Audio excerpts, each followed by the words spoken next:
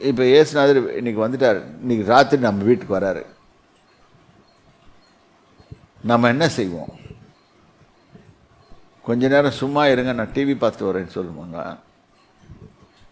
இல்லாட்டி கொஞ்ச நேரம் சும்மா இருங்க, நான் மொபைலில் நோண்டிட்டு வரேன். இன்றைக்கி இதுதான் நம்ம செய்கிறோம்.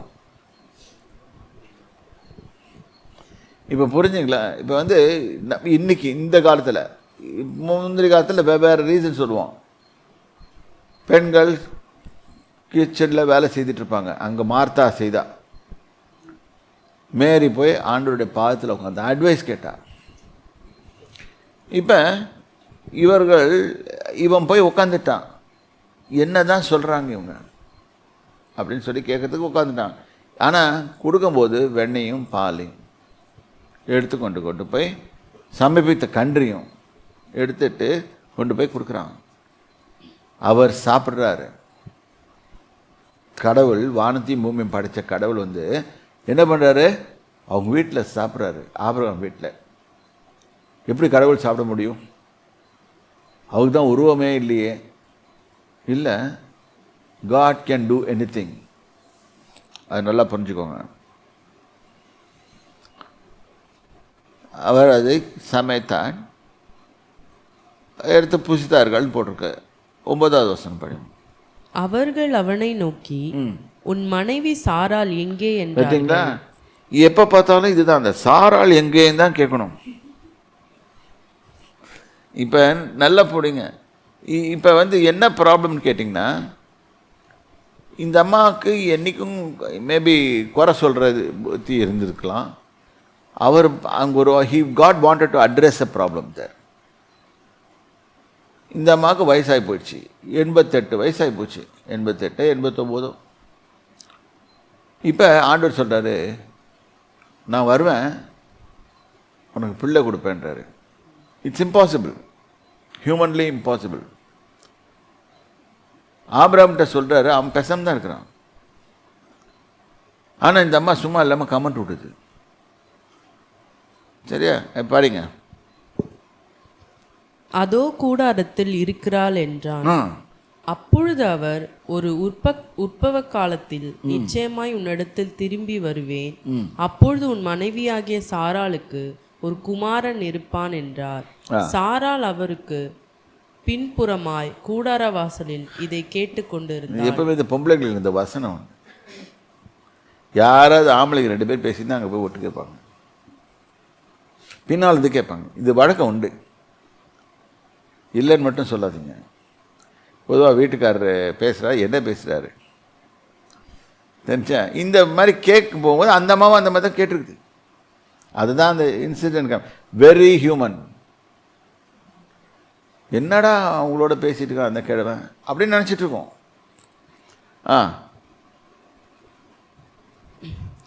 ஆபிராமும் சாராளும் வயது சென்று முதிர்ந்தவர்களாய் இருந்தார்கள்.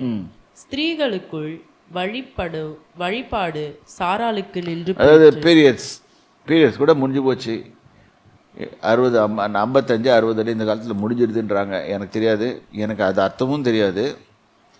ஆனால் வந்து இது medically something they talk. After that some men become like men, அப்படி ஆகிடுவாங்க. நான் எல்லாரையும் சொல்லலை, சிலர் சொல்கிறேன்.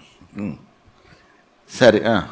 ஆகையால் சாராள் தன் உள்ளத்தில், இப்போ வந்து அவளுக்கு ஆக்சுவலாக சில பெண்கள் அது மாதிரி ஆகிடுவாங்க, அவங்களால பிள்ளை பெற முடியாது. Scientifically it's not possible. இங்கே God is trying to do undo the science. He has got his own science, which அதில் அவர் கிரியேட் பண்ணதான் light travels at 1,76,000 miles per hour per second travel பண்ணுற லைட்டை உருவாக்குறாரு. இது இவ்வளோ தான், இந்த ஸ்பீடில் தான் போகணுன்னு சொல்கிறாரு. அது செய்து.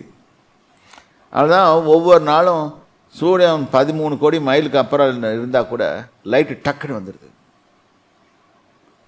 உடனே வருது, அந்த லைட் வருது. ஆனால் அவருக்கு வச்ச படைக்கும் போதே இவ்வளோ டிஸ்டன்ஸில் இருக்கணும்னு, இதை டிஸ்டன்ஸ் கொஞ்சம் கம்மியாச்சுன்னா we will all be affected. ஒரு சின்ன உதாரணம் கொடுக்குறேன். இந்த பௌர்ணமி அமாவாசைன்னு சொல்லுவாங்க. அது வந்தாலே கடல் கூட கொஞ்சம் சீற்றம் அதிகமாக இருக்கும். நான் சீ ஃபுட் லைனில் வேலை செய்தனால நான் கடலோட டைடல் வேவ்ஸ் எல்லாம் நாங்கள் ஸ்டடி பண்ணணும். அப்போ டைடல் வெயிட்டு கொஞ்சம் அதிகமாக தூக்கும். எப்போ இந்த பௌர்ணமி அந்த அமாவாசை டைம் தான் டெய்லி டைடல் வேவ்ஸ் தூக்கும், இறங்கும். ஒரு 3 மணி நேரம் 4 மணி நேரம் காலைல ஒரு தடவை வரும், சாயந்தரம் ஒரு தடவை வரும். இது கர்த்தர் நேச்சுரலாக கொடுக்குது. இது இல்லாமல் கொஞ்சம் இதுதான் மூணோட இதனால புல்னால வருதுன்னு சொல்கிறாங்க. அப்போ நம்மளுக்கு நம்முடைய நன்மைக்காக தான் அதை வச்சுக்கிறார். சந்திரன் சூரியனும் எல்லாத்தையும் நம்ம நன்மைக்காக வச்சுருக்காரு. மனுஷன் உண்டாக்கிறதுக்கு முன்னாடி என்னென்ன பிளான்லாம் பண்ணியிருக்காரு பாருங்கள் அவர். இப்போ ஒரு சின்ன பிள்ளைய கொடுக்க முடியலையா? முடியும். ஆனால் அந்த அம்மாவுக்கு ஒரு கிண்டலும் கேலியுமா இருந்தது. ஆகையால் சாராள் தன் உள்ளத்திலே நகைத்து இன்றைக்கி சாகராள்கள்லாம் இப்படி தான் நகைப்பாங்க. ஓகே, நகைத்து நான் கிழவியும் என் ஆண்டவன் முதிர்ந்த வயதுள்ளவனுமான பின்பு எனக்கு இன்பம் உண்டாயிருக்குமோ என்றார். அவளுக்கு இதுலேருந்து என்ன இந்த வார்த்தையில் தெரியுதுன்னா, பிள்ளை பிறந்தோட ஃபீலிங்கே தெரியாது அவளுக்கு. மற்ற பெண்கள்லாம் பிள்ளை பெறாங்க, அதனால் அவங்க வாட் இஸ் பிள்ளை பெறதுன்னு தெரியும். இந்த அம்மாவுக்கு தெரியல. இது ஒரு பாட்டிமா, 89 வயசு 89 வயசு என்னமோ. இது தான் மனசில் தான் சொன்னான் என்று தன்னை உண்டாக என்றாள். ஆனால் ஆபிரகாமும் எங்கே நிற்கிறான்? கர்த்தருக்கு முன்பாக நின்று பேசிகிட்டு இருக்கிறான். உடனே அவர் என்ன பண்ணுறாரு? அதை கேட்டுட்டார். அப்பொழுது கர்த்தர் ஆபிரகாமை நோக்கி, சாராள் நகைத்தது நான் கிழவியா இருக்க பிள்ளை பெறுவது மெய்யோ என்று சொல்லுவானே. பார்த்தீங்களா? நம்ம பேசுகிற ஒவ்வொரு வார்த்தையும் யார் கேட்டுட்ருக்கா? கர்த்தர் கேட்டுட்டு தான் இருக்கிறாரு. இவங்க 2 பேருக்குள்ள அந்தம்மா முதல்ல ஒட்டு கேட்க வந்துச்சு. ஒட்டு கேட்க இது என்ன பண்ணுச்சு? ஏடகுடமாக மாட்டிக்கிச்சு. அந்தம்மா தெரிஞ்சிருக்காது. வந்தவர் கடவுள்டா இல்லைன்னு, இது வேற யாரோ வந்திருக்காங்க அப்படின்னு சொல்லிட்டு யாரோ பேசிகிட்டு இருக்காங்க. என்ன தான் பேசுகிறாங்களே பார்ப்போமே அப்படின்னு போய் அந்த அம்மா கேட்கும்போது அவர் சொல்கிறாரு, உன் ஒய்ஃபு சிரிச்சாப்பா, இப்படி தான் இதுக்காக தான் சிரிச்சான். இப்போ சாரோட எப்படி இருந்திருக்கும்? I'm trying to prove that the person was Jesus Christ. கர்த்தரால் ஆகாத காரியம் உண்டோ? கர்த்தரால் முடியாத காரியம் உண்டோ? உற்பவ காலத்திட்டத்தில் உன்னிடத்திற்கு திரும்ப வருவேன், அப்பொழுது சாராளுக்கு ஒரு குமாரன் இருப்பான் என்றார். இப்போ என்னன்னா, medically it's may not be possible, but spiritually, that is God say, when God says something will happen, it will happen. Medically it's not possible. அதை பார்த்து தான் சொல்லுவாங்க, கேன்சர் இருக்குது, செத்து போயிடுவேன். டாக்டர்ஸ் அவங்க சொல்கிறதுல இது தப்பும் இல்லை. ஆனால் there is a supernatural interference வரும்போது சூப்பர் நேச்சுரல் திங்ஸ் ஹேப்பன். சாராள் பயந்து நான் நகைக்கவில்லை என்று மறுத்தாள். நம்ம ஆளுங்க சொல்கிற மாதிரி கரெக்டாக பொய் சொல்லிட்டாங்க. அந்த சாராளுக்கு பொய் சொல்கிறது கை வந்த கலை. ஓகே, அப்போ பொய் சொல்லிட்டாங்க.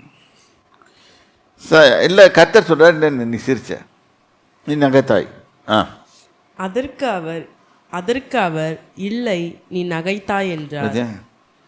இன்னைக்கும் இப்படி தான் உலகத்தில் நடக்குது.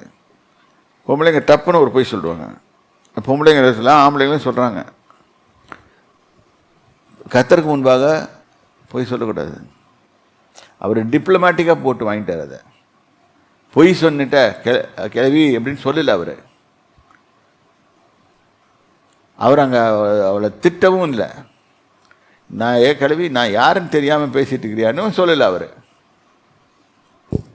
அவர் பாட்டுக்கு சொல்கிறாரு, நீ சிரிச்ச, அவ்வளோதான், நான் அடுத்த வருஷம் உனக்கு பிள்ளை இருக்குது. இதை பார்த்துட்டு இன்னைக்கு காலில் இந்த நம்ம ஊரில் ப்ராஃபிட்டுங்கன்னு சுற்றிட்டு இருக்கிறானுங்க. அவனுங்க எடுத்து சொல்லிடுவானுங்க.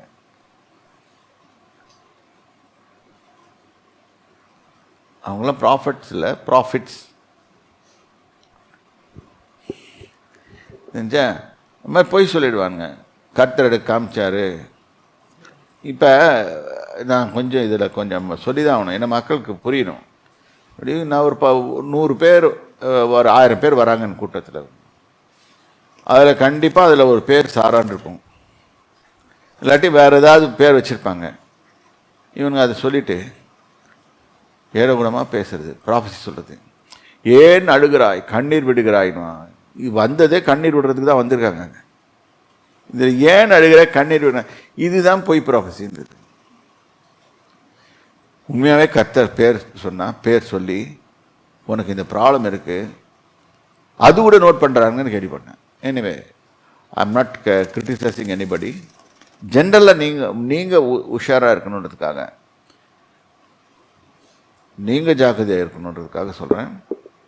இது மாதிரி போய் சொல்லிட்டு சுற்றிட்டு இருப்பானுங்க. அவங்கக்கிட்ட போய் மாட்டிக்காதீங்க. வீட்டுக்கு வருவானுங்க, எல்லாத்தையும் தூக்கிட்டு போயிடுவானுங்க கடைசியில். சரி, இப்போ பாருங்க. பின்பு அந்த புருஷர் எழுந்து அவ்விடம் விட்டு சோதோமை நோக்கி போயிட்டாங்க, போனார்கள். ஆபிரகாமும் அவர்களோடு.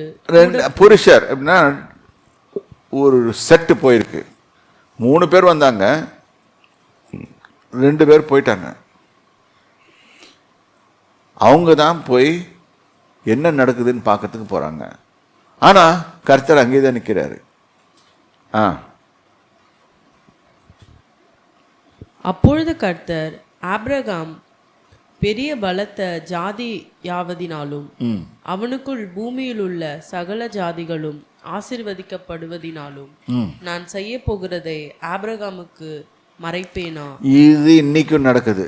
கர்த்தர் சொல்றாரு, பின்னால் நடக்க போற காரியங்களை முன்னாலே சொல்லுவாரு. எப்ப அவங்க கீழ்ப்படிந்து இருக்கும். உபாகமம் 8 படிச்சீங்களா? நீங்கள் போட்டுது ஹீப்ரூ பைபிளில் பாட்டிருக்கோம். The entire commandment that I commanded you today, you shall observe to perform, so that you may live and increase, and come and possess the land that Hashem swore to your forefather. அவங்க கடவுளை ஹஷீம் தான் கூடுவாங்க. Okay, you shall remember the entire road on which Hashem your God. பார்த்தீங்களா, road போட்டு கொடுக்குறாரு.